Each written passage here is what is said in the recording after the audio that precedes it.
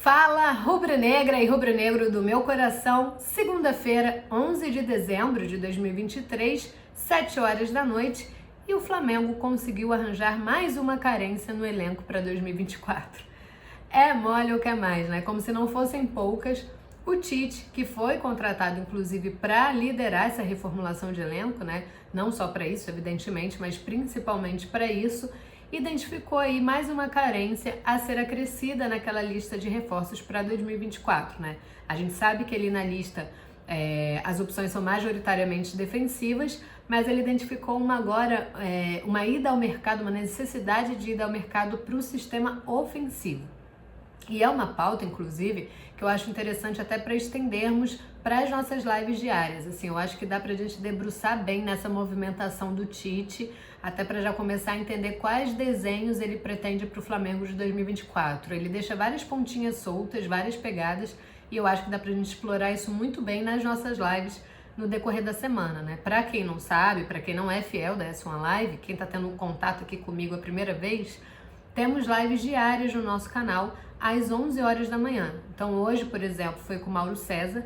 Se você quiser conferir a live inteira ou cortes, né, de assuntos pontuais, tem tudo disponível para vocês aqui no canal.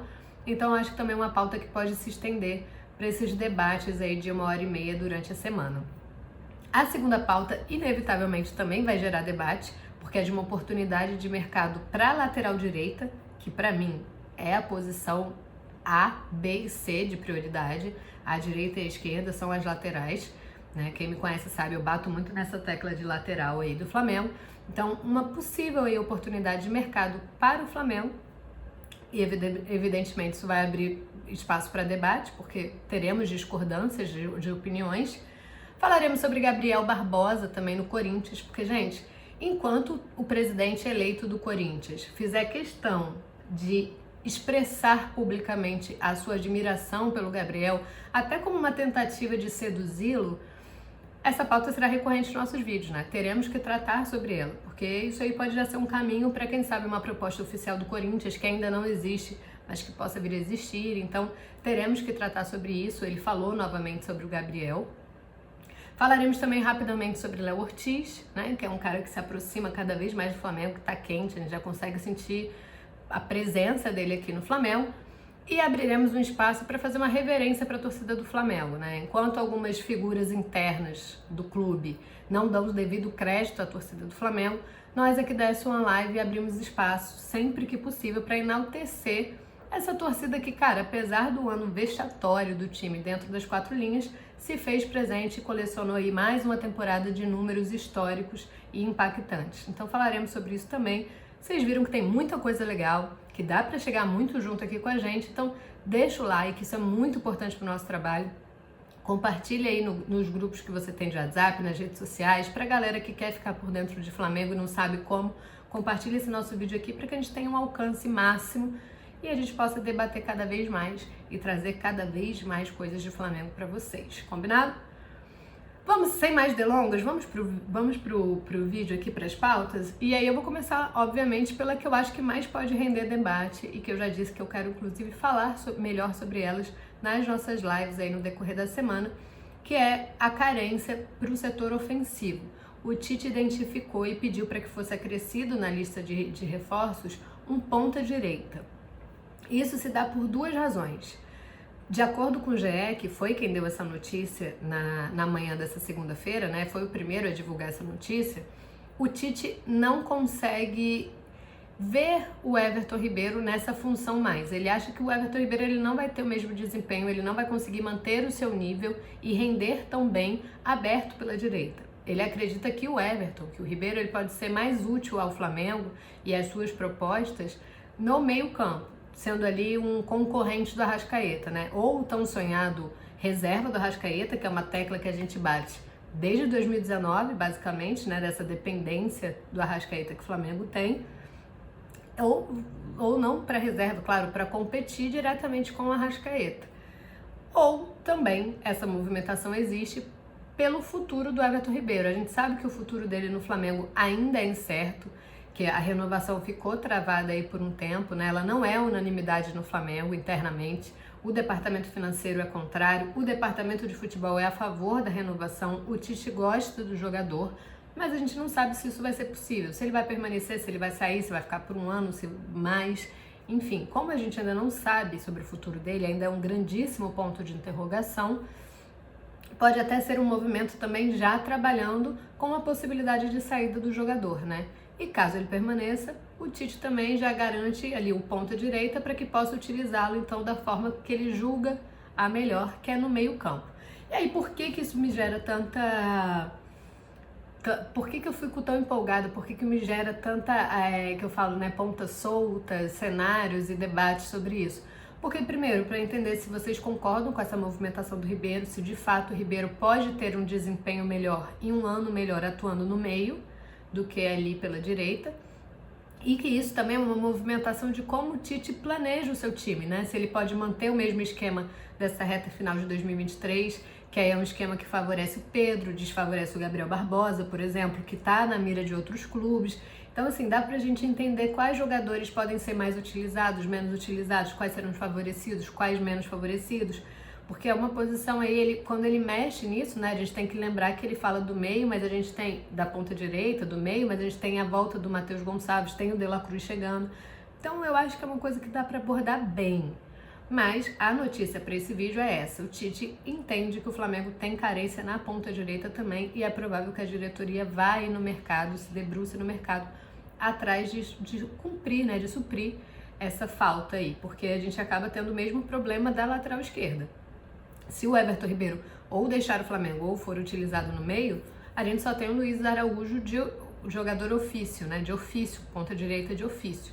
Que é a mesma coisa do lateral esquerdo, e com a aposentadoria do Felipe Luiz ficou só o Ayrton Lucas para essa posição. Então, mais uma carência aí para colocarmos na lista, mais um perfil de jogador para vocês pedirem no Flamengo, para vocês estudarem, para vocês, enfim, se prepararem aí para, quem sabe, receber no Flamengo em 2024. A segunda pauta é sobre a oportunidade de mercado. É um jogador que possivelmente pode chegar ao Flamengo caso tudo se desenhe da forma com que foi noticiada através do jornalista argentino Fernando Serrano, que é do Bombonera Insider. Segundo o jornalista, né, segundo o Serrano, o Sevilha vai negociar novamente Gonzalo Montiel. Ele ainda está emprestado ao Nottingham Forest, mas ele foi muito pouco utilizado pelo clube, né? Por essa edição da Premier League, por exemplo, ele disputou só 4 jogos. Também não foi muito utilizado em outros torneios do time. Então, assim, o vínculo vai se encerrar, não será renovado, também não será exercida uma opção de compra. E no Sevilha também não há espaço para Gonzalo Montiel, que foi o lateral aí campeão do mundo com a Argentina, também foi campeão de Copa América em 2021, fez parte também do Mundial Sub-20 da Argentina em 2017, se não me engano. Então é um jogador aí de bagagem, que caso possa aparecer no Flamengo, seria um jogador também que a gente já sabe que se trataria como desfalque em data FIFA. Ano que vem vai ter Copa América, os campeonatos não paralisam para a Copa América, para realização, mas é um jogador campeão do mundo. E aí o principal interessado, o maior interessado, caso realmente ele volte ao mercado, caso aconteça de fato essa oportunidade, é o River Plate, né? O River Plate sonha com o regresso do Montiel, é um jogador que fez parte lá dos tempos áureos de Galhardo. O Galhardo, inclusive, se referia a esse jogador como jogador bombeiro, né? Que é aquele capaz de apagar todo o incêndio possível do time, assim.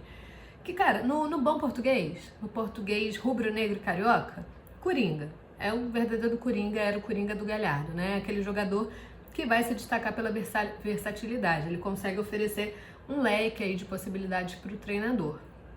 Mas o grande imbróglio, o grande obstáculo aí do River Plate para conseguir essa contratação é a questão financeira. Inclusive, os argentinos tinham tentado já a contratação em junho, pararam justamente na questão financeira. E agora, além do aqui, também tem que conseguir superar, de acordo com o jornalista, a concorrência de Flamengo e do mundo árabe. O Flamengo é um cara que já colocou o Montiel no radar, tem um poderio financeiro superior ao do River Plate, né? Só não é superior ao do mundo árabe, mas tem um poderio financeiro superior. Então seria um forte concorrente aí para acabar com esse sonho do River Plate de um possível regresso do Montiel. E aí é uma posição, como eu disse também, que o Flamengo tem bastante carência, né? Que o Flamengo pede mesmo e é uma posição escassa no futebol mundial. Então quero saber de vocês se seria uma boa oportunidade de mercado para o Flamengo. O Bola VIP deu que o Sevilha pede 5 milhões de euros pelo lateral, que equivale aí mais ou menos cerca de 27 milhões de reais na cotação atual. Eu não consegui confirmar essa informação sobre valores, mas o Bola VIP deu isso, 5 milhões de euros pelo lateral, que daria cerca ali de 27 milhões de reais na cotação atual. Ainda na questão de carências e de peças que podem pintar no Flamengo, falaremos brevemente sobre o Léo Ortiz, né? Porque a gente sabe que ainda terão reuniões aí, o Flamengo e o Bragantino vão se reunir para entender as questões de valores mesmo, como pode ser feito o pagamento do atleta, quanto que o Bragantino vai pedir, etc. E aí, de acordo com a Gazeta Esportiva, o Bragantino está pedindo cerca de 34 milhões de reais para negociar o Léo Ortiz. Então, como eu disse, conforme o Flamengo vai avançando nas suas negociações com os jogadores, a gente vai tendo mais acesso a números, né? E aí, em alguns casos, muda totalmente o cenário. Tem gente que acha o jogador ótimo, mas por tal valor, por valor X, não vale a pena. Por valor Y, vale. Se for dividido, se for tanto à vista, se tiver meta. Então, conforme a gente vai tendo mais acesso, vai ficando melhor até para a gente avaliar a contratação. E aí eu não sei se por esse valor, 34 milhões de reais, se muda alguma coisa para vocês, né? Se o Flamengo tem que mudar a prioridade, ir atrás de outro jogador, se vale a pena investir mesmo, se tem que pagar, como é que vocês entendem aí esses valores pedidos pelo Bragantino? Aí ainda nessa pegada, mas aí já numa pegada de outro lado, né? Não é só o Flamengo que está monitorando o mercado, não é só o Flamengo que quer aproveitar as oportunidades, tem times também que querem a mesma coisa. Falaremos do Gabriel Barbosa e do Corinthians, dessa relação aí que já está rendendo bastante, né? O Augusto Melo, que é o presidente eleito do Corinthians, ele vai assumir a partir de janeiro, ele participou do apito final, o programa do Craque Neto, e na Band, né? E falou novamente sobre o Gabriel. O Neto também, que é um grandíssimo entusiasta do Gabigol, pediu ele na Copa do Mundo por diversas vezes, sempre que pode fala sobre o Gabigol. Acabou questionando o presidente sobre o camisa 10 da Gávea, porque são dois caras que têm uma admiração pelo Flamengo. E o presidente voltou a falar sobre essa possibilidade possibilidade não, mas sobre o sonho de ter o Gabriel, né? Da sua admiração. Ele expressou mais uma vez publicamente a sua admiração. Eu entendo isso até como uma forma de tentar seduzir o jogador. O Corinthians sabe que para tirar ele do Flamengo teria realmente que fazer um movimento bastante ousado, financeiramente alto, e aí eu acho que o presidente, dentro desse cenário em que ele tenta construir para uma possível negociação, ele já tenta brincar ali um pouco com o desejo do jogador, sabe? Eu acho que ele tenta aproveitar um pouco esse desgaste aí com a torcida, essa falta até de carinho de alguns lados, para tentar mostrar que, olha, aqui você vai ser querido, aqui a gente te quer demais, aqui isso, aqui aquilo. Então é um movimento até para você conseguir, quem sabe, seduzir o jogador e o jogador ajudar numa possível negociação, forçando uma saída, essas coisas. Então eu vejo até como um movimento já de construção aí para uma possível negociação, ou agora ou mais lá na frente, enfim. Mas eu sei que ele falou novamente sobre o Gabriel e eu trouxe a aspa aqui, ó. Não posso falar isso. Na transição não foi cogitado o nome do Gabigol, mas ele é um grande atleta, grande jogador que interessaria a qualquer clube grande. Ele tem a cara do Corinthians e também precisa de novos ares, como outros atletas que deixaram o Corinthians. Isso vai fazer não só bem para eles, mas para o Gabriel também nesses novos clubes. Respirar novos ares. Como também o Gabigol, que está lá, no Flamengo, no caso, né? Não vem numa boa fase e quem sabe o Corinthians não seria uma boa para ele. Então, fecha aspas. Então é isso, né? Ele fala um pouquinho ali já do desgaste no Flamengo e vai deixando aberto aqui quem sabe o Corinthians não seja o seu lugar da retomada, né? Aquela coisa toda, como uma forma até de seduzir o jogador. Apesar disso, gente, não há qualquer proposta oficial do Corinthians, pelo menos até onde eu apurei, para Gabriel Barbosa, tá? Por enquanto é só essa brincadeira emocional aí mesmo, essa troca de elogio aí, essas coisas todas. O Gabriel, quem não sabe, vai participar de um podcast nessa noite, então Quem sabe ele não deixa algum caminho aberto também e falaremos aí sobre algumas aspas dele durante esse podcast. Brevemente também, Felipe Luiz e Diego Ribas podem retornar aos gramados com a camisa do Flamengo. Ai, mas como? Por quê? No jogo do Zico? Não. No time Flamaster, que é um time de ex-jogadores do Flamengo, né, que se reúnem. Então, seria aí a geração 85, 2 jogadores para representar a geração 85 nesse Flamaster. E quem falou sobre essa possibilidade foi ninguém mais, ninguém menos que Adílio. Então, aspas. O Flamaster trabalha para isso. São 5 gerações juntas jogando. Diego Ribas está chegando, Felipe Luiz vai chegar também, o Atirson já chegou e a gente vai dando continuidade. Temos já programado para o ano que vem um jogo entre o Master do Flamengo e do Barcelona em Brasília. Fecha aspas. Timaço, né? Timaço. Você fala aqui de Felipe Luiz, Diego Ribas e Atirson. O Adílio falando isso, então não é pouca coisa. Ficaremos de olho aí nesse jogo aí que ele falou de Master do Flamengo versus Barcelona em Brasília. Por fim, não menos importante, a nação rubro-negra, que, dizem, né, as más línguas que a torcida do Flamengo não é a dona do Flamengo, que é só quem tem grana, só quem pode investir, só quem toma decisão, etc, etc, toda aquela coisa. Mas foi essa torcida aí que mesmo em um ano pífio, um ano vexatório, um ano tenebroso, conseguiu botar nos cofres do Flamengo com bilheteria um lucro de mais de 60 milhões de reais, tá? Porque a média dessa torcida, que nunca abandona e que é dona do clube, foi de 60 mil para torneios nacionais, tá? Isso é um levantamento do Globo Esporte, da Letícia Marques. E aí eu trouxe aqui, separei aqui os 3 jogos com maiores públicos em torneios nacionais do Flamengo como mandante, né? Obviamente. O primeiro foi o clássico Flamengo-Fluminense da Copa do Brasil, que o Flamengo venceu por 2-0 e recebeu um público de 69.978. O segundo também foi um clássico, mas esse pelo Brasileirão, Flamengo e Vasco, a vitória do placar mínimo do Flamengo, 1-0, 69.473 pessoas estiveram no Maracanã.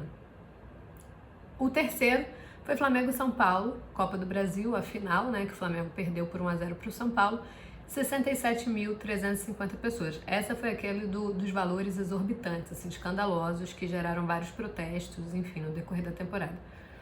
E aí o lucro do Flamengo com a bilheteria, somando o Brasileirão e a Copa do Brasil, foi um total de 60.662.492,98.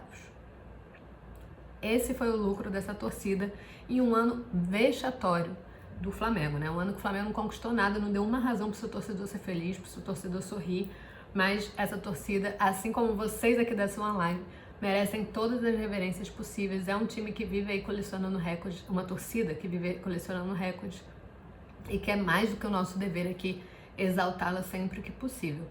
Por hoje é isso tudo aí, um vídeo um pouquinho mais longo porque eu tentei trazer o máximo de coisas para vocês mesmo.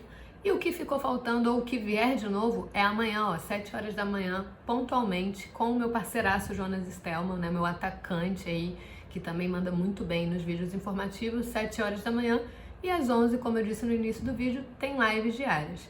Eu, obviamente, no compromisso inadiável com vocês, volto às 7 horas da noite com muito mais notícias sobre o Flamengo para vocês nessa reta final de ano.